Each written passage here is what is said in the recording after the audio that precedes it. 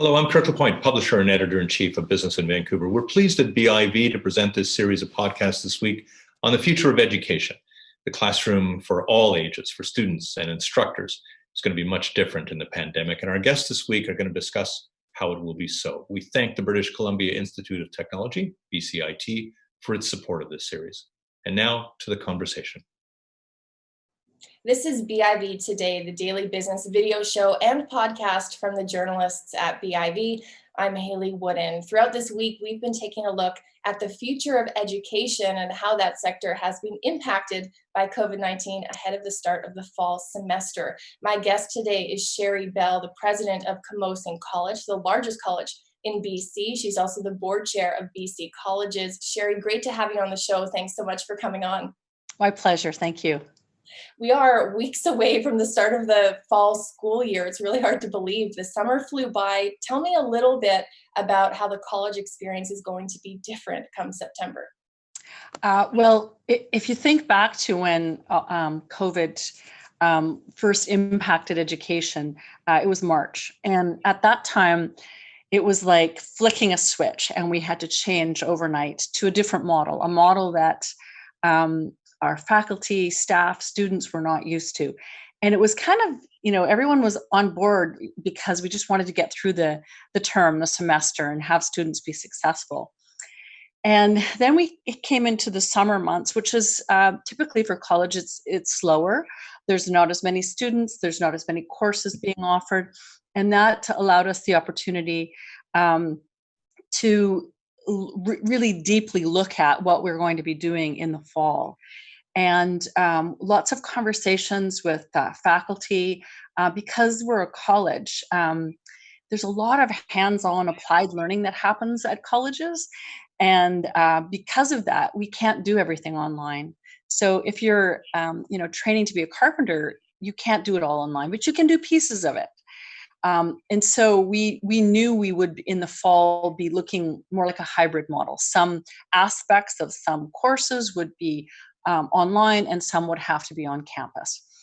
So for us, we created a process, as many other colleges did, where faculty needed to indicate if their courses or portions of their courses would require to be on campus. So trades, health programs with specialized pieces of equipment, a lot of the technology programs had a portion that needed to be on campus, as well as other courses. So we created a process where people applied, and then our health and safety experts took over from there, along with our facilities departments. And it was the same at many colleges. So if you walk into our buildings now, they're very highly marked. All the services and things that support students, most of that is still online. So if you need counseling, we have virtual counseling. If you need to talk to an advisor, you can do that virtually. So most of the services will remain online or remain remote. And then most of the coursework, of course, will also be remote, but there will be a hybrid model because of the nature of colleges and what we need to do to help students be successful. I had someone say to me recently that when it comes to healthcare, it's fortunate that we had this pandemic in a digital age where remote care and virtual care to some extent is possible. And it sounds like it's the same for education. A lot of some of those pieces anyway existed or were in place pre-pandemic, which I'm sure helped with that transition.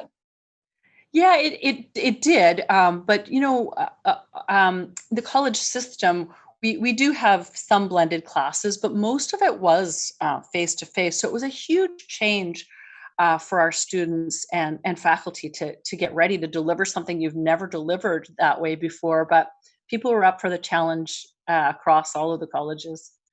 Has it affected enrollment numbers or how many students you're able to take in, or is it possible to sort of work within a semester's timeline and make sure that you can physically distance and still keep the same number of students who are physically going into a campus? Because there are only, portions of courses that are being taught on campus, we're able to spread out. As far as the numbers go, right now, at Camosun at least, our domestic numbers, so we typically get about 85% of our students come from the Lower Island. And the domestic numbers are looking very strong, and at least comparable, if not a little bit more than last year. Our international numbers are down ever so slightly. Understandable. There's some discussion going on that there might be young people who can't quite get a job right now, or people who have lost their jobs and are potentially going back to school or deciding to upgrade their skills as a result. Are you able to see in the preliminary enrollment numbers that kind of a trend? We are, because the domestic numbers are up slightly. That tells us that that's what's going on. We won't really have final numbers across the system until the end of September, because that's when students commit and pay the tuition, etc.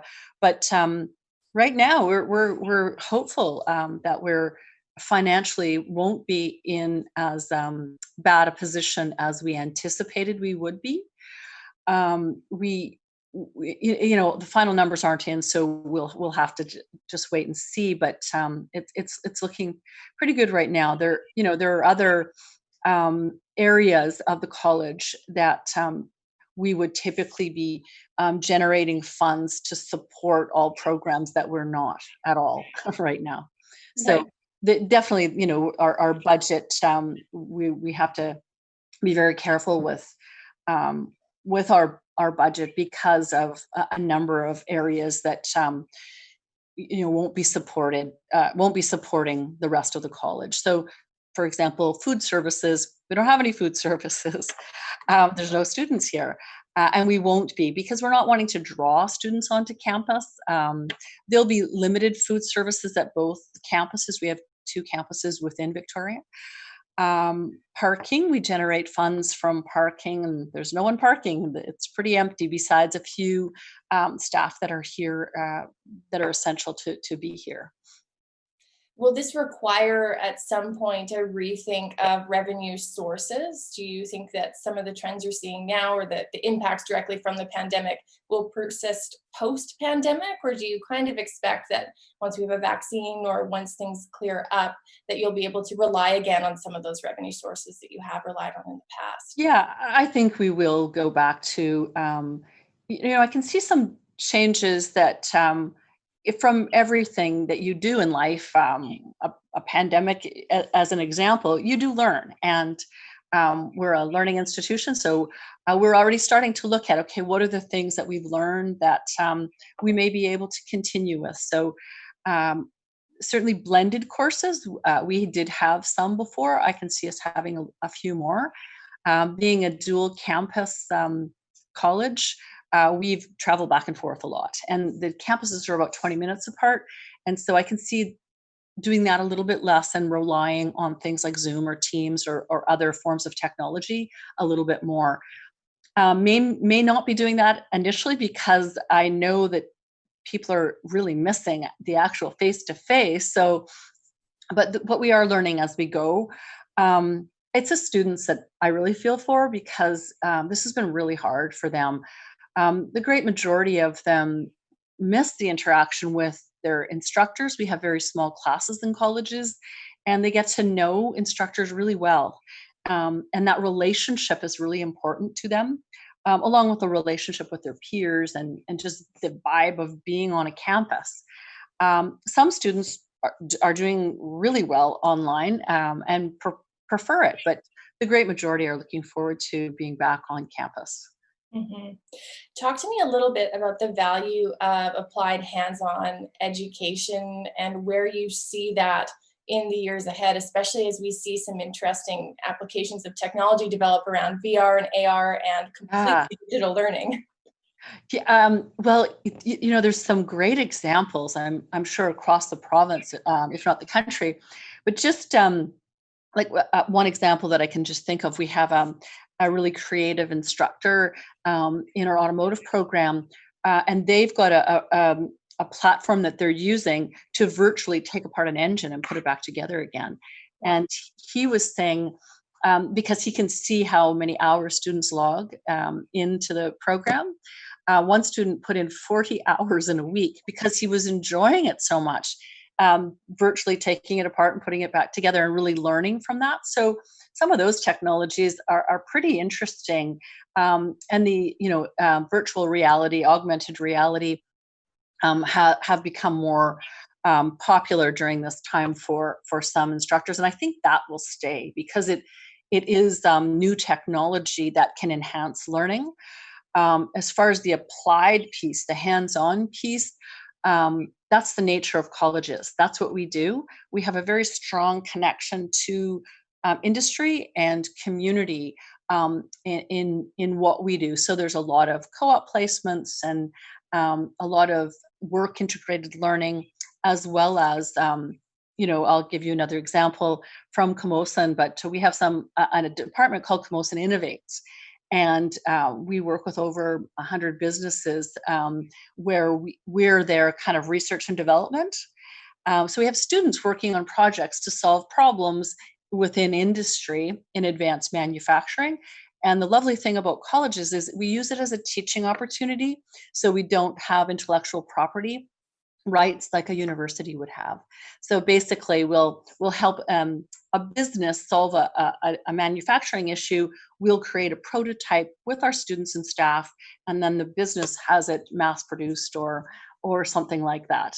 So it's those kind of applied learning situations that our students aren't having right now, for the most part.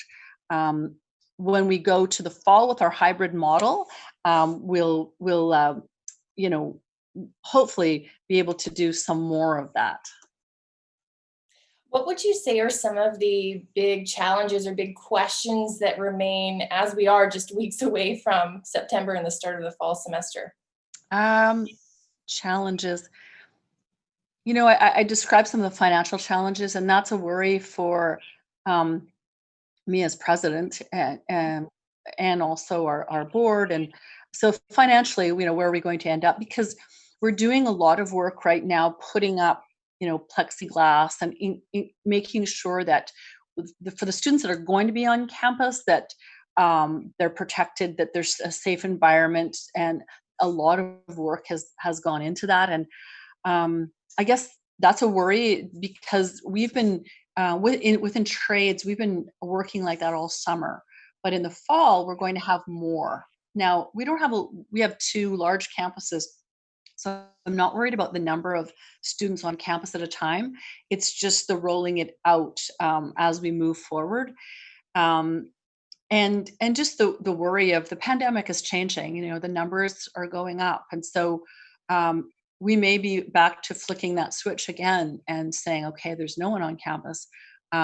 We don't know. It's the unknown constantly, and we have to be ready for the unknown. So it's hard to plan for something you don't know where it's going, but we've had a pretty good idea as a system, having gone through it in March, that is a possibility again. Hopefully it won't happen, but you have to be ready for it to happen.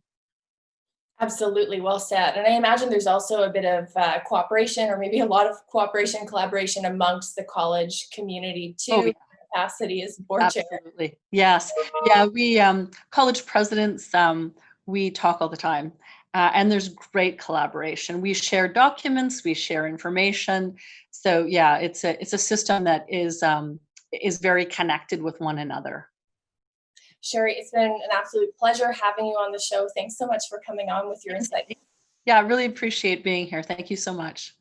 That's Sherri Bell. She's the president of Camosun College, which happens to be the largest college in British Columbia. She's also the board chair of BC Colleges. And this has been BIV Today. I'm Haley Wooden. Thanks for watching or listening. We'll be back with a new video tomorrow.